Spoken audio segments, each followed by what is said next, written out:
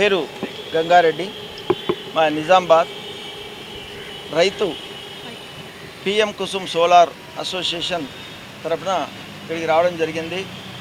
మేము ఒక జనవరి మంత్లో మేము పిఎం కుసుమ్ స్టార్ట్ చేశాము. ఇప్పటి వరకు మాది ప్రాజెక్ట్ కంప్లీట్ అయిపోయింది. అన్నీ మేము నియర్ అబౌట్ దగ్గర 2 మెగావాట్స్కి 7 కోట్ల రూపాయలు ఖర్చు పెట్టి మేము మా ప్రాజెక్ట్ కంప్లీట్ చేశాము. నిన్న మొన్నే సింగరేజ్ అయిపోయింది. కానీ ఈ ఈఆర్సీ వాళ్ళు మొన్న 3 డేస్ బ్యాక్ మాకు లెటర్ పంపించారు మెయిల్లో. మీది ₹3.13 ఉండే ఇంతకుముందు, మీకు ₹2.98 చేస్తున్నామని చెప్పి మెయిల్ పంపించారు. అందుకే మా పిఎం కుసుమ్ రైతు సోదరులందరూ ఈరోజు మీటింగ్ ఏర్పాటు చేసుకొని ఈఆర్సీకి మెమోరాండం ఇవ్వడానికి, వినతి పత్రం ఇవ్వడానికి ఇట్లా చేయడానికి వీల్లేదు. మాకు జిఎస్టీ తగ్గిందని మీరు కూడా తగ్గించడం భావ్యం కాదు. మాకు ఆల్రెడీ ఈ యుద్ధం కారణం వల్ల చాలా మెటీరియల్ అన్నీ చాలా పెరిగిపోయినాయి. ఆల్రెడీ 25% ఎక్స్ట్రా పెరిగినాయి. కాబట్టి మాకు ఇప్పటికే బాగా నష్టం అవుతుంది. ఇవి తగ్గించడానికి వీల్లే అని చెప్పి అందరూ ఈరోజు సమావేశం కావడం జరిగింది. ఇవన్నీ వినతి పత్రాలు ఇవ్వడానికి ఈరోజు అందరూ సమావేశం అయినాము. అని ఏఆర్సీకి పంపిస్తున్నాం. నా పేరు ఆదినారాయణ రాజు. నేను PM Kusum farmers association founder and vice president. So ఇందులో ఉన్నటువంటి అడ్డంకులన్నింటినీ కూడా తొలగించుకొని వచ్చినాం. కానీ ఎవరైతే నారుబోసిన వాడు నీరు పోయడా అనుకున్నాం. మేము రైతులుగా పుట్టినాం, రైతులుగా పెరిగినాం, రైతులుగా చదువుకున్నాం. కానీ నారుబోసిన వాడు నీరు పోయడా అనుకున్నాం. కానీ నారుబోసిన వాడే వేర్లతో సహా పెగిలించేయాలని చెప్పేసి ఆలోచన చేస్తున్నారు. సో మాకు ఇంకా సహకరించాల్సింది పోయి గవర్నమెంట్ నుంచి మాకు ఇంకా రేటు తగ్గిస్తామని చెప్పేసి మమ్మల్ని కార్పొరేట్లతో పోలుస్తూ కార్పొరేట్లకి తగ్గించే విధంగా రేట్లు మాకు కూడా తగ్గించాలని చెప్పేసి ప్రయత్నం చేస్తున్నారు. మేము ఈ తెలంగాణలో పుట్టినాం, తెలంగాణలో పెరిగినాం. ఈ తెలంగాణ భవిష్యత్తు కోసం, తెలంగాణలో హరిత విప్లవం కోసం మేము కొంచెం ప్రయత్నం చేద్దామని చెప్పేసి మా ఎప్పటి నుంచో దాచుకునే 30-40 సంవత్సరాల సేవింగ్స్ అందరినీ కూడా తీసుకొని వచ్చి మేము ఇందులో ఇన్వెస్ట్మెంట్ చేసి ఈ అన్నదాత ఊర్జదాత అనేటువంటి ప్రధానమంత్రి ఇచ్చినటువంటి పిలుపుకి మేము ఆకర్షితులమైపోయి ముందుకు వచ్చి మేము ఈ కార్యక్రమం చేద్దామని చెప్పేసి హరిత విప్లవాన్ని సాధిద్దాము తెలంగాణలో కూడా అని చెప్పేసి మేము ప్రయత్నం చేశాము.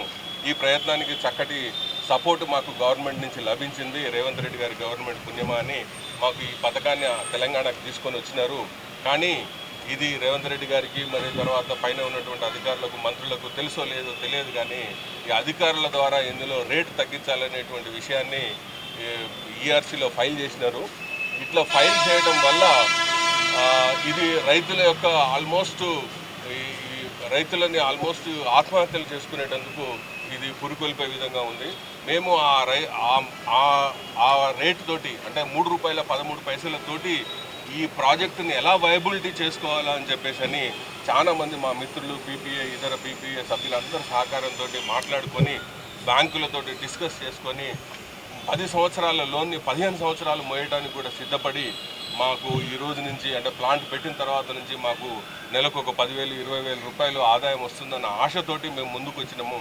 కానీ ఈ రేటు తగ్గించడం వల్ల ఈ ఆశ అనేటువంటిది చచ్చిపోయి మేమే తిరిగి బ్యాంకు కట్టాల్సి వస్తుంది. ఈ కట్టడం వల్ల ఈ ప్లాంట్ల వల్ల, ఈ సోలార్ ప్లాంట్స్ వల్ల అటేమో డిస్కమ్కి తక్కువ ధరకి ఇచ్చి వాళ్ళు ఎక్కువ ధరకు అమ్ముకుంటున్నారు. మీ అందరికీ తెలుసు, రాష్ట్ర ప్రజలందరికీ కూడా తెలుసు, ₹6-7 మనం యూనిట్ ఛార్జ్ పే చేస్తున్నాం. అటువంటిది మన తెలంగాణ రైతే ఉత్పత్తి చేసినటువంటి కరెంటుకు ₹2.90 కొంటామని చెప్పేసి డిస్కమ్ చెప్పడం అనేటువంటిది చాలా ఘోరమైనటువంటి విషయము. మాకు పూర్తి అవగాహన లేదు. కానీ ఇతర రాష్ట్రాల నుంచి, ఇతర ఉత్పత్తిదారుల నుంచి ఎక్కువ రేటు కొంటూ తెలంగాణ రైతుకే ఈ నష్టపరిచే విధంగా ఇది చేయాలని చెప్పేసి ఆలోచన చేస్తున్నారు. ఇది పెద్దలు గౌరవనీయులు మన ముఖ్యమంత్రి రేవంత్ రెడ్డి గారు, తర్వాత బట్టి విక్రమార్క గారు ఈ విషయంలో జోక్యం చేసుకొని మా రైతులందరికీ కూడా న్యాయం చేకూర్చాలని కోరుతున్నాము. నా పేరు రమేష్ అండి. నేను పిఎం కుసుమ్ రైతుని. యాక్చువల్ ₹3.13 అనేది గిట్టుబాటు అయ్యేది చాలా కష్టతరంగా అక్కడక్కడ జరుగుతుంది. అయితే దేశవ్యాప్తంగా పిఎం కుసుమ్లు అయితే వివిధ రాష్ట్రాల గవర్నమెంట్లు, ఒడిశా కావచ్చు, మధ్యప్రదేశ్ కావచ్చు, ఇటువంటి గవర్నమెంట్లన్నీ మళ్ళీ చేసి రేట్లు పెంచుతున్నాయి. అటువంటి సమయంలో మన తెలంగాణ గవర్నమెంట్ అన్నది తక్కువ చేయడం అన్నది అసలు ఇది రైతులకు ఆత్మహత్య సదృశ్యమే. ఎందుకంటే ఒక రైతు నార్మల్ రైతు సోలార్ పెట్టడం అన్నది అది కళ. బయట నుంచి చూస్తే 3 ఎకరాలు ఉన్నాడు 1 మెగావాట్ పెట్టవచ్చు, కానీ అసలు 3 ఎకరాలు కాదు కదా. 3 ఎకరాలతో పాటు వానికి కనీసం ఒక 50 లక్షల పెట్టుబడి పెడితే కానీ పరిస్థితి ఈరోజు పరిస్థితి చెప్పడం వేరే ఉంటుంది, బుక్లెట్ వేరే ఉంటుంది. వాస్తవంగా ప్రాక్టికల్కి వస్తే మాత్రం చాలా ఇబ్బందికరమైన పరిస్థితులు ఉన్నాయి. ప్రతి ఒక్క రైతుకి కనీసం 50 లక్షల నుంచి 70 లక్షల దాకా సొంత పెడుతున్నాడా, చేతిలోకి వెళ్ళి పెడుతున్నాడా, ఆస్తులు అమ్ముతున్నాడా. కానీ ప్రతి రైతు ఎట్లా ఉంది పరిస్థితి అంటే నడి సముద్రంలో పోయిన తర్వాత వాడు వెనక్కి రాలేడు, ముందుకు పోలేడు. రైతు పరిస్థితి ఆ విధంగా ఉంది. అటువంటి పరిస్థితుల్లో మళ్ళీ రేట్లు తక్కువ చేయడం అంటే రైతును నిలువున ఉంచేయడమే. ఈ పరిస్థితికి తలెత్తితే ఖచ్చితంగా చాలామంది రైతులు ఆత్మహత్య చేసుకునే పరిస్థితి ఉంది. ఎందుకంటే ఇన్ని కోట్ల రూపాయలు కట్టడం అంటే తలుచుకుంటేనే భయం అవుతారు రైతులకు కావచ్చు, ఎవరికైనా సరే. ఒక రైతు 3 కోట్ల నుంచి 4 కోట్ల రూపాయలు 1 మెగావాట్కి, అది 2 మెగావాట్ల యావరేజ్ తీసుకున్న రైతు అయితే 6 కోట్ల రూపాయల అప్పును భరించడం అనేది అది ఎలా ఉంటుందో మీరు ఒకసారి ఆలోచించుకోండి. అన్బిలీవబుల్, అసలు అన్బేరబుల్. ఏ రైతు కూడా భరించలేడు. ఇది చాలా ఘోరం, చాలా అన్యాయమైన ఇది ఇస్తుంది. ఇంకోటి, ఒకసారి అగ్రిమెంట్ అయిన తర్వాత మీకు మాకు మధ్య ఒక అగ్రిమెంట్ జరిగింది 20 సంవత్సరాలకు పెంచొద్దని. 20 సంవత్సరాలు పెంచొద్దని దానికి మీరు చేశారు సంతకం, మేము చేసాం. మళ్ళీ మీరు జిఎస్టీ తగ్గింది, జిఎస్టీ తగ్గితే ఎటువంటి ఏమి జరిగినా కానీ పెంచరాదు అన్నది ఒక అగ్రిమెంట్ మీకు మాకు మధ్యలో. అటువంటిది మళ్ళీ మీరే తక్కువ చేస్తామనడం ఏంటి? ఇది చాలా అన్యాయము. రైతులకు మాత్రం చాలా ఆశావాదం.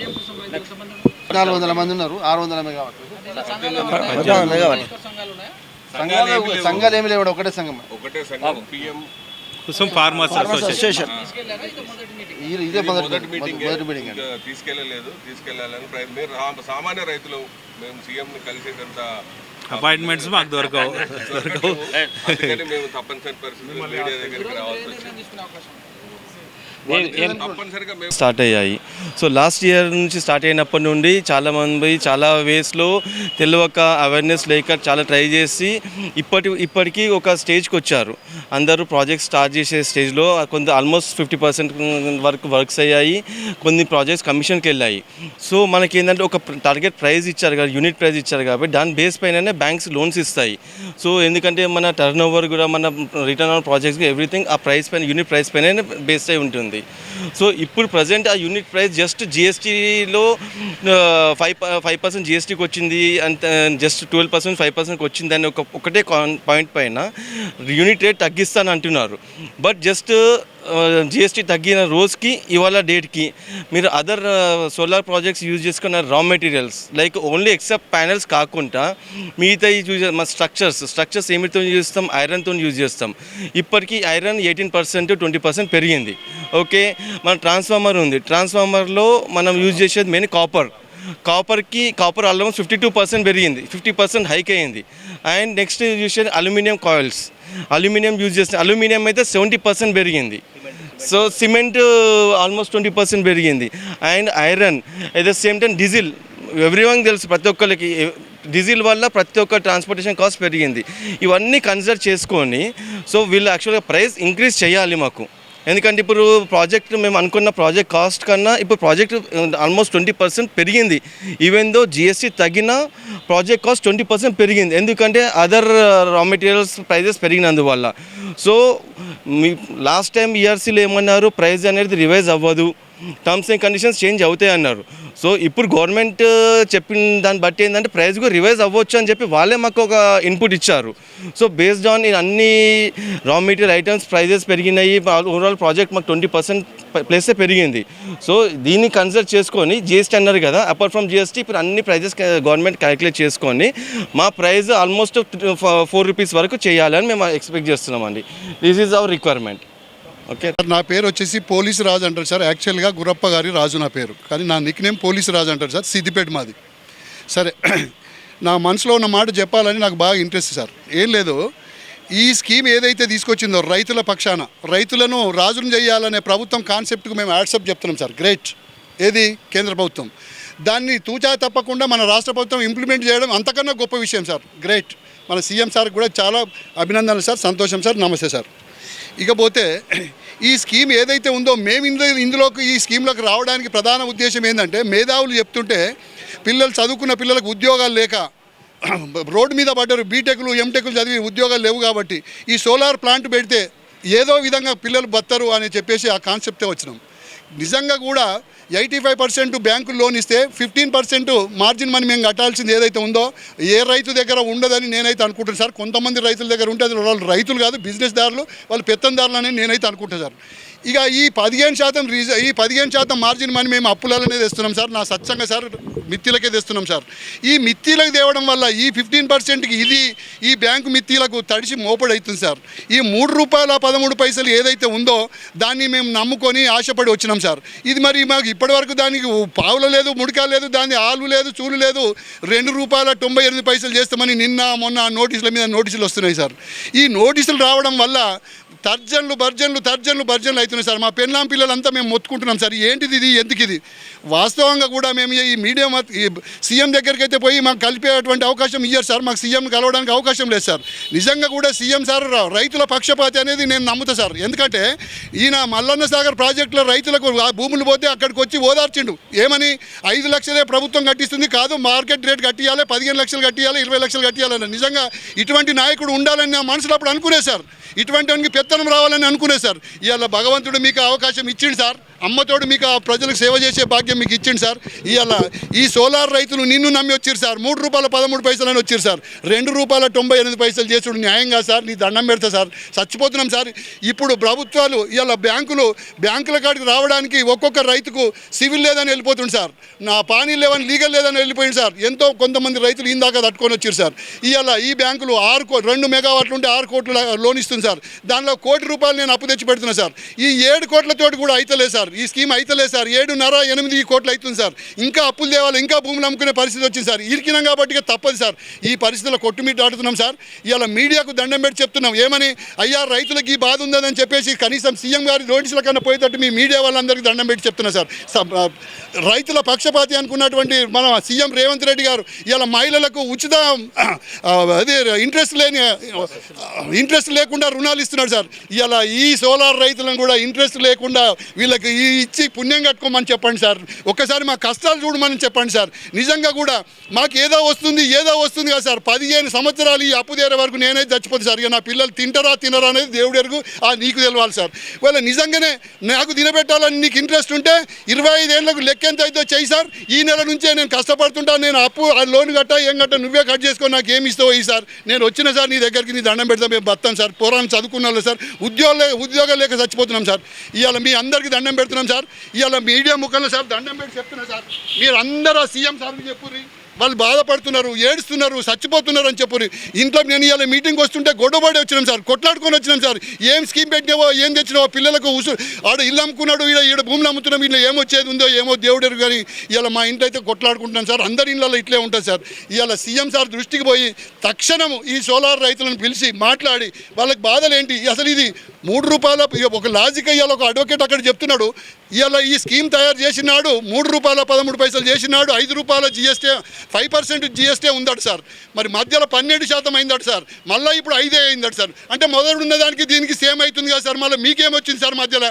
ఇలా ఆ ప్రభుత్వం స్కీమ్ పెడితే ఈ ప్రభుత్వం సాధించమంటే మీరు ఎందుకు ఇంత చేసి రైతుల పాలిట ఎందుకు ఇలా చంపక తింటారో మీరు ఒకసారి చూడండి సార్. మీరు ఒకసారి దృష్టి పెట్టండి సార్. మీరు రైతుల పక్షపాతాన్ని నిరూపించుకోండి సార్. మీరు నిజంగా రైతుల పక్షపాత అయితే రైతులను కాపాడు సార్. దీనిలో తేలిపోతుంది సార్. నువ్వు రైతుల పక్షపాత లేకపోతే మాకు అగెనెస్ట్ అనేది తేలిపోతుంది సార్. నీ దండం పెడతా సార్.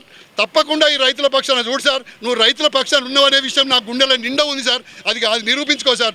దండం పెడతా సార్. చూడు సార్, నీ కాళ్ళు మొక్తా సార్. చూడు సార్ మమ్మల్ని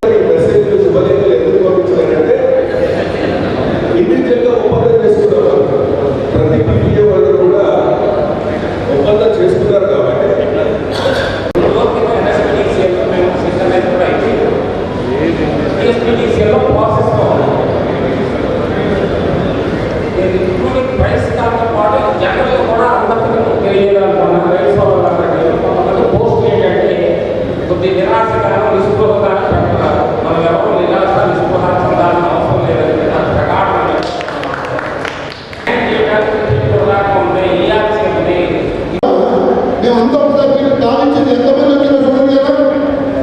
మీరు ఎప్పుడు తీసినా వస్తాం.